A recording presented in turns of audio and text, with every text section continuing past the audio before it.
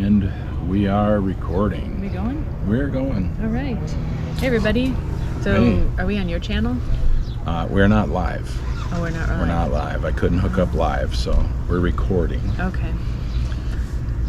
Oh, man. So what's up? Well, we got our coffee. Yep. A iced mocha breve. It's quite Rich. Yes. Very good on a Tuesday morning when it's warm out. Yeah, it's perfect. Actually, it feels kind of perfect to me. Yeah, and this is our first video cast on the GoPro over there. GoPro is not a sponsor of this podcast. However, we would take them as a sponsor. Yeah. We're going to get some awesome footage, too. Yeah. We'll get some mountain biking footage now. You got the strap and all that. I got the strap. Yeah. Yeah, No, strapped. yeah. I'm strapped. Okay, so we're going to make this a quick one. But the topic is your emotions are actually telling you something. Yeah. And, I remember, I've done some therapy. I don't know about you. The cool kids do therapy. I am therapy. You are therapy in a lot of ways. The cool kids do therapy? Well, you are therapy in... Why'd they have problems with their coolness? No. Yeah. Dude. I think so. I think so. So, I remember the therapist kind of essentially helping me to realize, okay, what you're feeling is actually saying something. Like, there's a message behind it. Something's going on. Something's going on, Yeah. Instead of, feeling bad about feeling angry or feeling sad, just, lean into it. And it was quite a novel idea. And I think a lot of us, it can feel uncomfortable to lean into your emotions because it's like, no, I'm leaning away for a reason. Yeah. But it ultimately is really helpful. And I've been working on processing things faster. And you've been really helpful with that as well. I'd like to be helpful. You are helpful. So like you said, you are therapy in that sense. Yeah.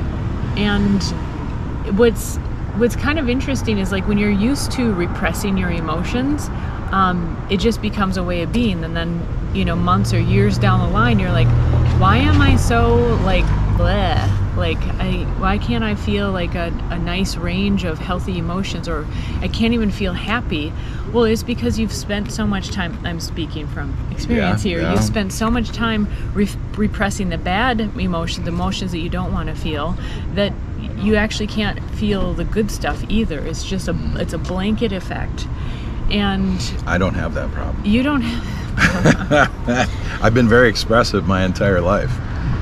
And it's a huge realization, because that was really one of the main reasons I went into therapy, was I'm feeling I wouldn't say necessarily depressed. Is that the therapy face? Did I have a really icky face? I went into therapy. That's the therapy face. Well, I wouldn't necessarily call myself depressed, but just flatlined, emotionally. And it's wow, I can't even feel what I think I should be happy about. And it's really amazing that our emotions... What were really some have of a the message. causes of repressing your feelings? Tara, John? tell me about your childhood. What were some of the main causes? Because I think that would be helpful to people. Well, growing up, others could have emotions, but I had to keep it under wraps. Why? Who said that? It wasn't spoken. It was in some way, but it wasn't spoken so plainly. It was impressed upon you? It was impressed upon me that... What happened if you did have some emotions or some questions about serious issues? Then other people's emotions that were already all over the place were directed at me, and I needed to shape up because you can't act that way. I remember hearing you say that you were teased if you had certain questions or certain feelings about things. Yeah, yes. Like if you talked about wanting to be a mother. Yeah, or even having a boyfriend or something. Even if I was little, it was maybe 10, 8, 9, 10 or something.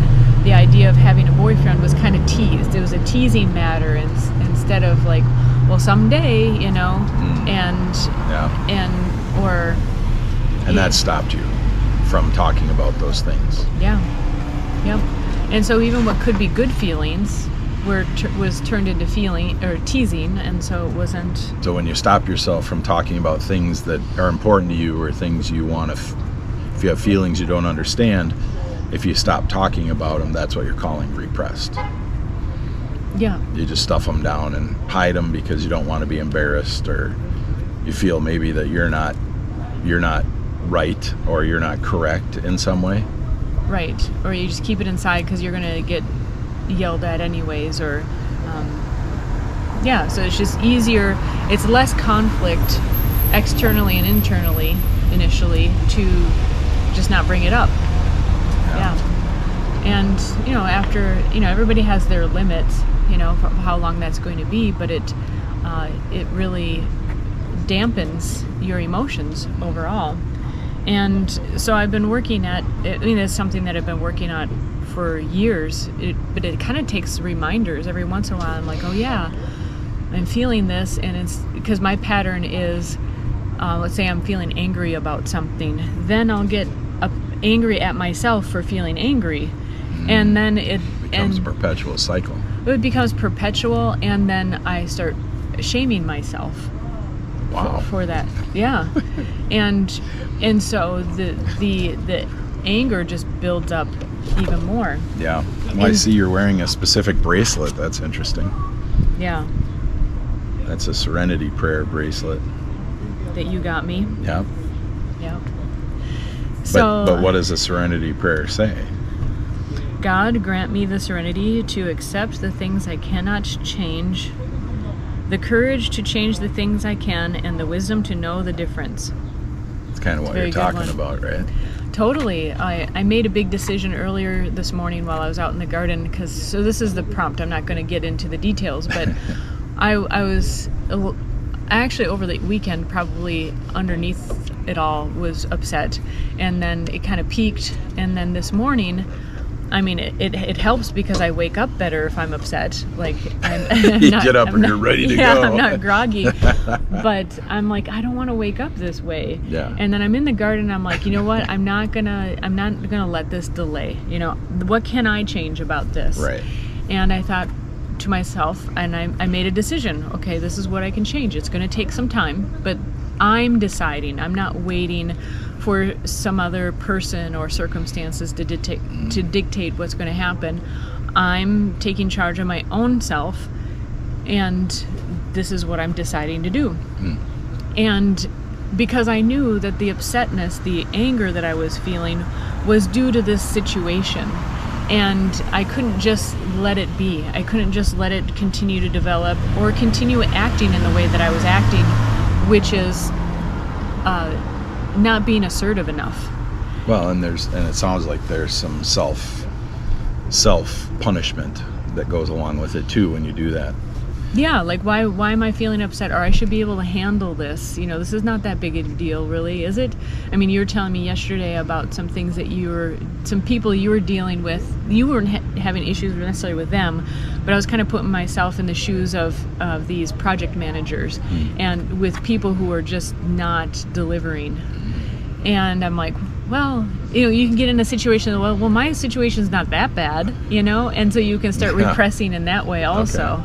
So instead of using the shame tactic, it's like, well, it's not that bad. Kind of like watching the Jerry Springer show to make you feel good about your life. Yeah, I'm going to stick in my relationship because it's not that bad. Because my man hasn't cheated with 20 women. Right. There's not 4 baby mamas out there. Right.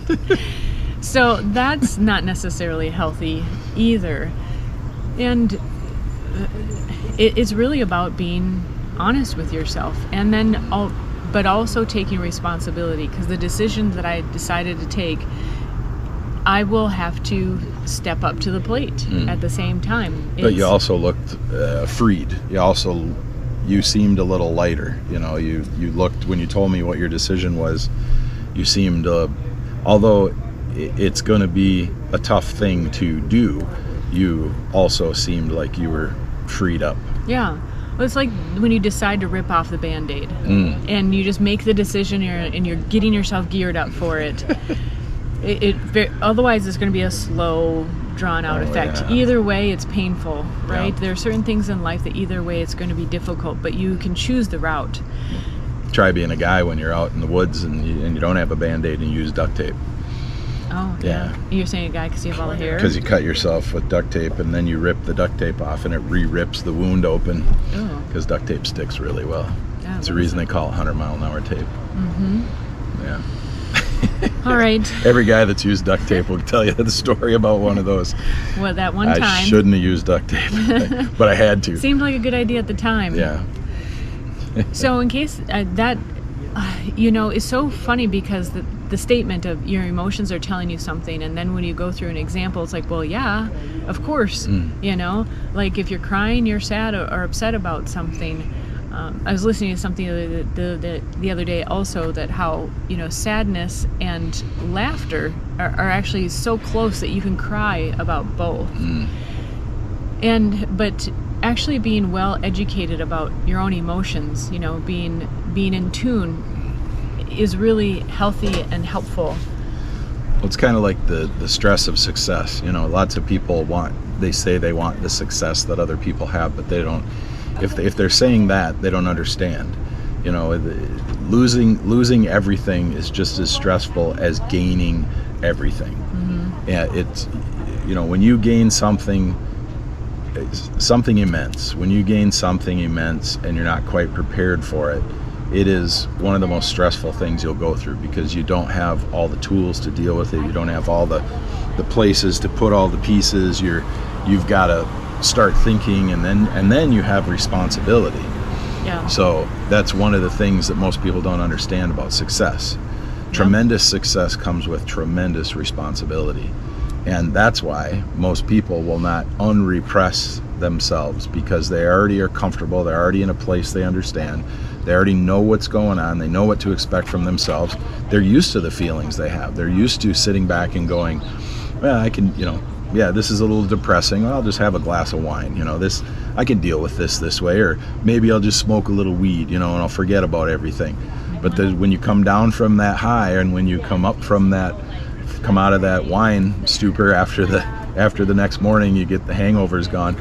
All the problems are still there, and you're still the same person dealing with the same things. Yeah, and depending on how your body handles it, you're less capable. Actually, I read something the other day. Your brain's a little slower. Your body's like, ugh. Your liver's going, well, let me revive myself. I was listening to, we were at the coffee shop, so you can't help but hear someone's conversation next to you, and this man was talking about how they've been mentoring.